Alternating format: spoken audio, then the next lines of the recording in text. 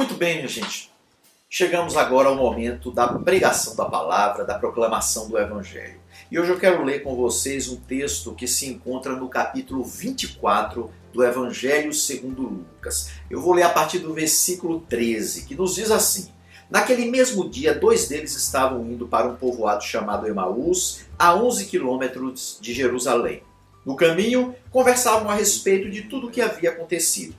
Enquanto conversavam e discutiam, o próprio Jesus se aproximou e começou a caminhar com eles. Mas os olhos deles estavam impedidos de reconhecê-lo. Ele lhes perguntou: sobre o que vocês estão discutindo enquanto caminham? Eles pararam com os rostos entristecidos. Um deles, chamado Cleopas, perguntou-lhe: Você é o único visitante em Jerusalém que não sabe das coisas que ali aconteceram nestes dias? Que coisas? Perguntou ele. O que aconteceu com Jesus de Nazaré, responderam eles. Ele era um profeta poderoso em palavras e em obras diante de Deus e de todo o povo. Os chefes dos sacerdotes e as nossas autoridades o entregaram para ser condenado à morte e o crucificaram. E nós esperávamos que era ele que ia trazer a redenção a Israel. E hoje é o 3º dia desde que tudo isso aconteceu. Algumas das mulheres entre nós nos deram um susto hoje. Foram de manhã bem cedo ao sepulcro e não acharam o corpo dele. Voltaram e nos contaram ter tido uma visão de anjos que disseram que ele estava vivo. Alguns dos nossos companheiros foram ao sepulcro e encontraram tudo exatamente como as mulheres tinham dito, mas não o viram. Esse texto, ele me remete sempre a uma experiência muito comum em nossas vidas, e talvez você já tenha ouvido essa expressão. Se não ouviu, você vai ouvir hoje, a chamada noite escura da alma. Você já ouviu essa expressão? Eu acho que você já ouviu sim. Se você não ouviu assim e está bem lembrado, talvez você tenha ouvido em algumas circunstâncias que te foge agora a consciência, a lembrança, tá joia? Mas a noite escura da alma, ela ficou muito conhecida, essa expressão, por conta de um místico lá do século XVI, um cristão, um poeta espanhol do século XVI chamado João da Cruz, né? Conhecido também na história como São João da Cruz, né? É uma pessoa muito espiritual e que também serviu de inspiração para muitas pessoas, sobretudo por conta do seu poema. E no seu poema Noite Escura da Alma, o São João da Cruz, ele retrata exatamente essa experiência agonizante da gente passar por crises profundas, crises marcadas pelas incertezas, pelo medo, pela insegurança, e a gente passa isso de uma forma tão aguda que isso acaba nos tomando por completo ou roubando a nossa paz, nos trazendo ansiedade sobreelevada. A isso aí o São João da Cruz dá o nome de Noite Escura da Alma. Então, como você vê, é uma experiência que é comum a todos nós em muitos momentos da nossa existência. Quem sabe, nesse exato momento, a gente pode estar vivendo uma dessas noites escuras da alma. Aí eu leio esse texto, que é muitas vezes ou quase sempre interpretado como uma prova da ressurreição de Cristo, da ressurreição de Jesus, e ele pode ser visto por essa perspectiva também. Mas acredite, Lucas não escreveu exatamente com essa intenção de provar para os céticos que Jesus havia ressuscitado. O que Lucas queria, na verdade, a intenção dele era resolver um problema imediato da comunidade com a qual ele se reunia, que ele participava, né? A gente pode chamar em teologia de comunidade lucana. Então essa comunidade ela estava vivendo momentos muito difíceis, de incertezas, de inseguranças, de medo, de possibilidades de perseguição, e diante disso tudo já estava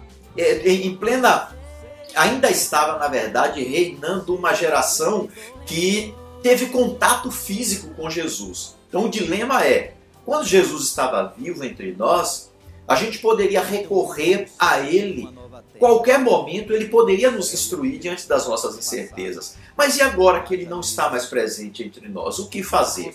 Então Lucas escreve, dentre outras coisas, esse texto para mostrar que existe uma presença de Cristo, existe uma proximidade de Jesus em nossas vidas que, preste atenção, é até superior à presença física, material, histórica de Cristo. E essa presença costuma se revelar nos momentos mais angustiantes da nossa vida, nos momentos de crise profunda, ou para dizer como João da Cruz, nos momentos ou nas noites escuras da alma. Então eu queria que você e eu olhássemos para esse texto sob essa perspectiva. Tá certo? O que é que Deus faz para a gente para se revelar? Como é que Jesus se mostra amigo, companheiro nosso nos momentos que atravessamos as noites escuras da alma? Tá certo? Mas antes eu quero caracterizar um pouquinho como é que é essa noite. Essa noite ela se caracteriza, segundo o texto, como noite de isolamento e de solidão. Perceba, né, que o texto fala desses discípulos saindo de Jerusalém. Mas não é só um trajeto. Quando eles saem de Jerusalém, eles saem do meio daqueles com os quais eles haviam convivido provavelmente nos últimos 3 anos. A comunidade dos discípulos, gente que já partilhava dessa caminhada, das suas angústias, das suas expectativas, das suas alegrias, das suas tristezas, das suas dores e dos seus prazeres.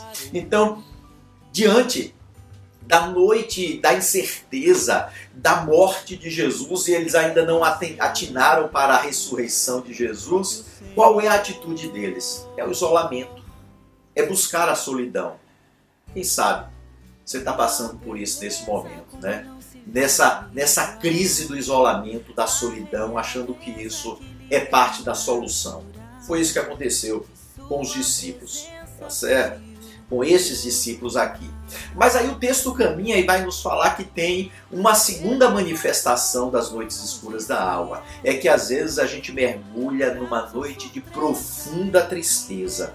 Não é uma tristeza qualquer, não é um abatimento qualquer, mas é a tristeza que se abate sobre nós e que nos toma por completo e que a gente olha para todos os lados, a gente busca saídas, a gente busca se animar, corre para os livros, corre para uma série de TV, a gente vai assistir um filme, a gente procura todas as formas amenizar essa tristeza e inexplicavelmente ela não cessa. O texto nos diz que aqueles discípulos estavam com os seus rostos abatidos, né? Fisionomia decaída, símbolo de uma tristeza profunda que eles estavam vivendo.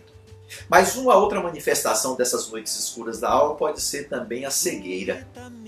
Cegueira existencial, cegueira espiritual.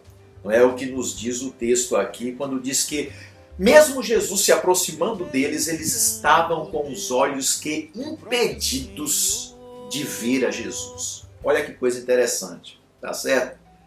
A salvação estava ao lado deles. A razão da existência deles estava bem ali ao lado.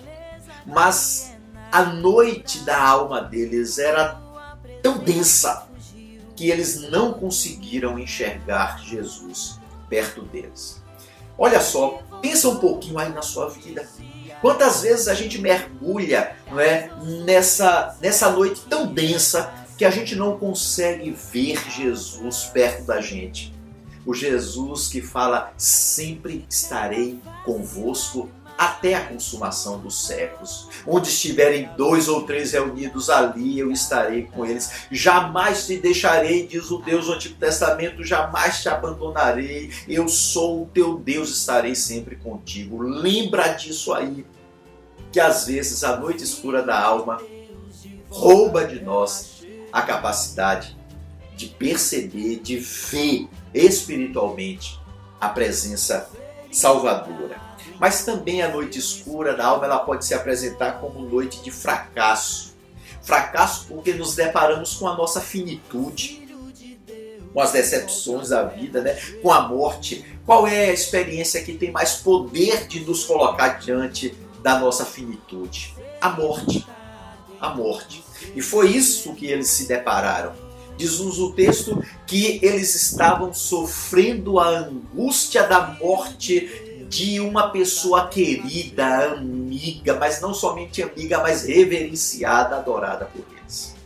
Olha que coisa muito interessante, tá certo? Porque isso aí tinha arrastado eles para esse sentimento de fracasso. Nós não vamos conseguir, porque na verdade esbarramos em nossa finitude. A morte do nosso Senhor nos fez lembrar que somos finitos. E aí a visão da finitude, ao invés de gerar neles a recorrência ao Deus que tudo supre, eles mergulharam em profunda decepção, em profundo sentimento de impotência.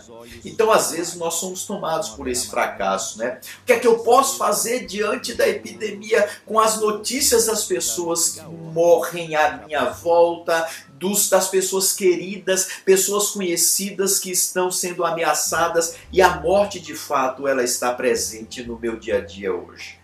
Então, como é que a gente faz para vencer esse momento de fracasso? A noite escura da alma nos coloca em situação assim, tá certo? Mas, em último lugar, essa noite escura da alma se caracteriza também como noite de desilusão. O texto usa um tempo verbal aqui muito interessante. Ele diz assim, os discípulos falando das expectativas dele a respeito de Jesus, diz: nós esperávamos que ele redimisse a Israel, redimisse a nós. O esperávamos significa não esperamos mais. A desilusão se alojou, chegou, tomou conta, tomou assento em nosso coração e a gente não consegue esperar mais nada. Isso aí caracteriza a noite escura da alma, tá certo? Então, como é que a gente passa da noite escura da alma para a aurora da alma? Para o alvorecer da esperança. Então a gente precisa aprender algumas lições, tá certo? Eu vou falar para vocês 4 lições que esse texto nos ensina. Primeiro, nunca podemos confundir a história que presenciamos com a história que Deus conta, com a história que Deus escreve. Repito, não confundamos a história que a gente vivencia, que a gente presencia, que a gente tem notícia, que a gente até faz acontecer, com a história que Deus faz acontecer, que Deus escreveu. Tá certo? No versículo de número 21, o texto, nós esperávamos que fosse ele quem... Aliás, perdão, no versículo 18 diz assim: um deles, chamado Cleopas, perguntou-lhe: você é o único visitante em Jerusalém que não sabe das coisas que ali aconteceram nestes dias? Jesus vai falar: que coisa? Tá certo? Para eles, a história contada era a história da morte. Para Deus, a história contada é a história da ressurreição. É a isso que a gente tem que se apegar. Não ficarmos presos à nossa história, ainda que a vivamos intensamente e responsavelmente, mas sabendo que a verdadeira história é contada por um Deus que planejou cada momento nosso. Não confundamos a história que presenciamos com a história que Deus conta. Segundo, não reduzamos os planos de Deus às nossas expectativas. Repito, não reduzamos os planos de Deus às nossas expectativas. Versículo 21, ele fala isso, né? Nós esperávamos que ele haveria de redimir Israel. Não esperamos mais. Eles confundiram as expectativas dele com o que Deus pode fazer, com os planos de Deus. Preste atenção, nunca façamos isso. Nunca façamos isso.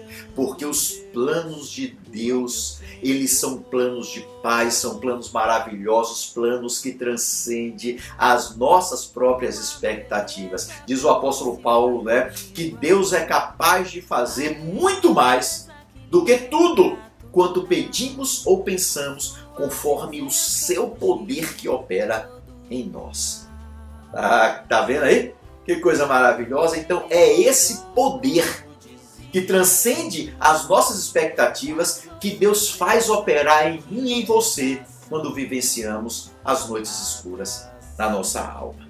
Terceiro lugar, a gente precisa aprender a não limitar as manifestações do sagrado às convenções religiosas, culturais ou científicas. Repito, não limitemos as manifestações do sagrado, as manifestações do poder de Deus, as convenções culturais religiosas ou científicas.